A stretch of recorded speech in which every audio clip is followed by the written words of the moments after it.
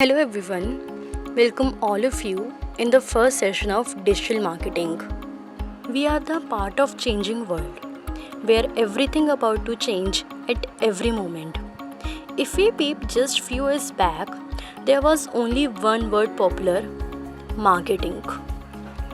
A famous marketer, Philip Kotler said, marketing is a social process by which individuals and groups obtain what they need and want through creating and exchanging products and value with others. Simply, we can say marketing includes satisfaction of customer needs and gaining maximum profit. Before some time, window shopping was the only option for marketing. But with the rapid change in technology, we have lots of devices to come closer, which is now helping us in buying and selling of goods and services.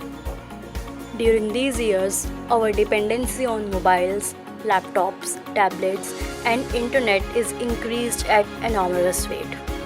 Now, marketing is not limited, it's digital marketing. It is an open gate of wonderful word, www. Not only to know, but also to buy, sell, and share.